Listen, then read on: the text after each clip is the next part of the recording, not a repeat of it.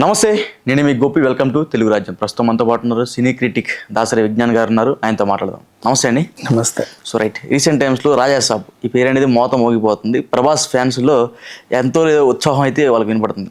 But గత 2 సంవత్సరాల నుంచి షూటింగ్ నడుస్తున్నా సరే దీన్ని 2 టాపిక్స్గా తీయొచ్చు, అయినా సరే మారుతి ఒక టాపిక్గానే తీస్తున్నాడని ఫ్యాన్స్ బాధపడుతున్నారు. అదేవిధంగా ప్రభాస్ కూడా అంతగా ఆతృతతో ఈ షూటింగ్లో పాల్గొనట్లేదు, అతనికి ఆరోగ్యం సహకరించట్లేదు అనే వార్తలు విపరీతంగా వినపడుతున్నాయి. దాని మీద మీ అభిప్రాయం? ఫస్ట్ నెంబర్ 1, ఈ సినిమాని 2 పార్ట్లుగా తీయొచ్చు, కానీ మారుతి ఒక పార్ట్ మీదే ఫోకస్ పెడుతున్నాడు. పాప మారుతికి తీయడం తెలియదేమో. ఈ సలహా ఎవడైతే ఇచ్చాడో ఆ ప్రాజెక్ట్ వాడు పూర్తి చేస్తే బెటర్. ఓకే, పొమ్మంటే మారుతి పోతాడు, ఇంకా బాగా తీస్తాడుగా వీళ్ళు వచ్చేసి పోతాడు. నెక్స్ట్ తర్వాత ప్రభాస్ టైంకి షూట్లో పాల్గొనట్లేదు, ఆరోగ్య సమస్యలు ఉన్నాయి. ఉండకూడదా? ప్రభాస్ మనిషి కాదా? అంటే లైక్ గ్రహాంతరవాస లేదు, బాహుబలి టైం నుంచి ఆయనకి ఆరోగ్య సమస్యలు చాలా విపరీతంగా ఉన్నాయి. ఎందుకున్నాయి చెప్పు? మనిషి హీరో అయ్యాడు, పాన్ ఇండియా హీరో అయ్యాడు. తర్వాత నువ్వు ప్రభాస్ని వచ్చి పువ్విచ్చి ఐ లవ్ యూ చెప్తా అంటే ఒప్పుకోవట్లా. అందుకే రాధేశ్యామ్ని ఫ్లాప్ చేసావు, ఆదిపురుష్ని ఫ్లాప్ చేసావు. ప్రభాస్ ఎగిరి తంతే తప్ప నువ్వు హిట్ చేయట్లా. అందుకే సలార్ లాంటివి హిట్ అయ్యాయి.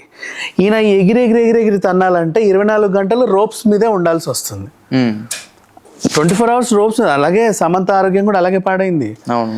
రోప్స్ మీద మనిషి రోజు అన్ని గంటలు షూట్ చేస్తానంటే వయసు ఎంత ప్రభాస్ది? 25 ఏళ్ళ కుర్రోడా? పోనీ 20 ఏళ్ళ కుర్రోడా? కాదు కదా. ఎంత ఎక్సర్సైజ్ చేసినా, ఎంత ఏం చేసినా కూడా కొంత గొప్ప తను కూడా మనిషే కదా. సో ఏమైంది, ఈ రోజు ఇప్పుడు షూట్ అయిందా, మేకప్ వేసావా, సార్ రండి ఎక్కేసేయండి. ఇప్పుడు ఇటు నుంచి అటు దూకాలి, తర్వాత ఎగిరి వీడిని తన్నాలి. ఇప్పుడు ఆడ నుంచి ఇటు రావాలి, ఈ నుంచి అటు రావాలి. ఎలా ఉంటారు మనుషులు? కొన్ని మోకాల సమస్యలో అట్లీస్ట్ థైసో, అసలు కొంచెం మోచేతుల నొప్పులన్నా రావా? వస్తాయి. అలాంటప్పుడు రెస్ట్లెస్గా మళ్ళీ అదే ఫీట్లు 3-4 రోజులు చేస్తే ఎలా ఉంటుంది? అప్పుడు తనకంటూ ఉన్న పర్సనల్ ట్రైనర్స్ అధికంగా స్ట్రెస్ అవ్వకండి, కూర్చోండి, చేయండి అంటే అప్పుడప్పుడు ఫ్రీగా ఉండి చక్కగా ఉన్నప్పుడు ఈ రాజాసాబ్ షూట్ కూడా నిదానంగా వస్తున్నాడు. మనిషి అన్నోడికి ప్రాబ్లమ్స్ వస్తాయి. ఇప్పుడు 365, ఇప్పుడు ఒక సినిమా హిట్ అయ్యేసరికి 4 years బ్లాక్ అయిపోతారు వాళ్ళు. 4 yearsలో అసలు గ్యాప్ లేకుండా ఎప్పుడన్నా ఏదైనా షెడ్యూల్ గ్యాప్ వచ్చిందంటే అప్పుడు ఆ వారం 10 రోజులు రిలాక్స్, తర్వాత ఇంకేం ఉండదు. కంటిన్యూస్గా చేసేసరికి, షూట్లు అదే పనిగా చేసేసరికి ఎవరికో ఒకరికి కొంచెం సమస్యలు అనేవి ఉంటాయి. అంటే ఇప్పుడు సమస్యలు ఉన్నాయని మీరు ఒప్పుకుంటున్నారు? ప్రభాస్ నాట్ ఓన్లీ ప్రభాస్, ఇలా పనిచేసే ఎవరికైనా వస్తాయి. ఓకే, కామనే అది. ఇప్పుడు స్టంట్ మాస్టర్లు ఉంటారు, ఒక షెడ్యూల్ చేశాక వాళ్ళ పరిస్థితి చూడు. నెక్స్ట్ సినిమాకి కొంచెం గ్యాప్ తీసుకుంటారు పాపం, మళ్ళీ ఎక్సర్సైజులు చేసి బాడీలని హాస్పిటల్లో చుట్టూ తిరిగి మోకాలు చిప్పలు పోతాయి, ఎక్కడి నుంచో ఎగిరి పడతారు.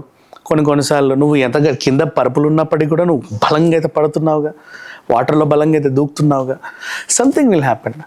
అందుకని చెప్పేసి ఆరోగ్య సమస్యలు ప్రభాస్కే కాదు ప్రతి హీరోకి ఉంటాయి. రోపుల మీద పనిచేసే ప్రతి ఒక్కరికి ఎప్పుడు ఏదో ఒక సమస్య ఉంటుంది. మరి ఎందుకు బయట చెప్పుకోవట్లా? ఫ్యాన్స్ బాధపడతారనా? ఎందుకు చెప్పాలి? అంటే అభిమానించే హీరో కాబట్టి ప్రతిదీ చెప్పాలా? ఈ రోజు నా ఉప్మా చెడిపోయింది అందుకే టిఫిన్ చేయలేదు, ఏదైనా వేరు. అవసరం ఏముంది? ఆ సందర్భం ఒకటి రావాలి కదా. ఇప్పుడు ఒక ప్రీ రిలీజ్ ఈవెంటో లేకపోతే సినిమా ఫంక్షన్ లేకపోతే ఇంకేదో వచ్చి జనాలు కూర్చొని చేతికి మైక్ వచ్చినప్పుడు క్షమించాలి, చాలా కాలం తర్వాత కనబడుతున్నాను, ఈ మధ్య కొంచెం ఏదో చిన్న ఇష్యూ వచ్చింది అందుకని చెప్పేసి ఇలా ఉన్నాడు, ఇక మీదట మీకు రెగ్యులర్గా కనబడతాను అప్పుడు చెప్పుకుంటారు. సందర్భం లేకుండా పని కట్టుకొని ప్రెస్ మీట్ పెట్టి నాకు ఆరోగ్య సమస్యలు ఉన్నాయని చెబితే అప్పుడేమంటారో తెలుసా? ప్రభాస్కి ఏదో అయిపోయింది, ఉండడా అసలు ఏంటో అని చెప్పి మళ్ళీ వీళ్ళే రాస్తారు.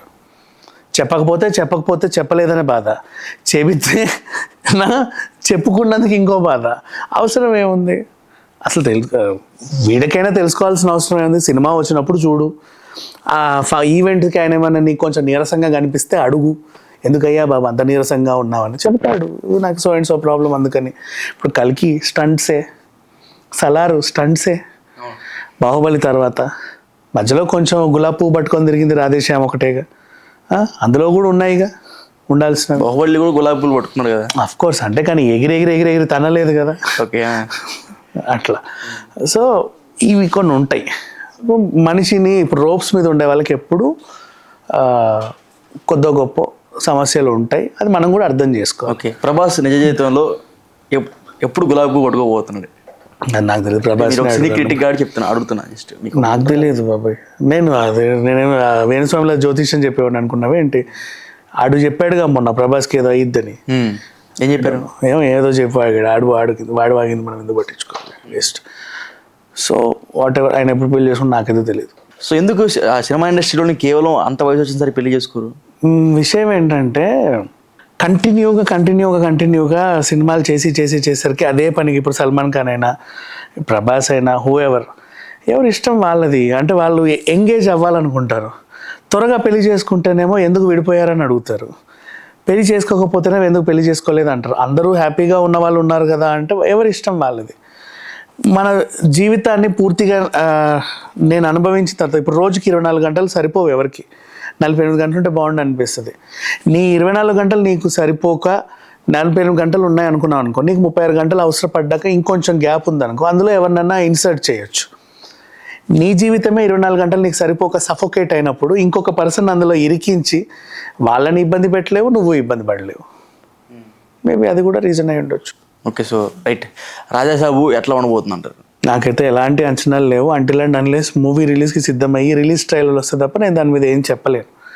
Even I don't know. But Prabhas cinema కాబట్టి మారుతి తీస్తాడు, బాగానే ఉంటుందనే హోప్, అంతే. బాగుండాలనే కోరుకుంటా, హిట్ అవ్వాలనే కోరుకుంటాను. ఓకే సరే, థ్యాంక్ యూ అండి.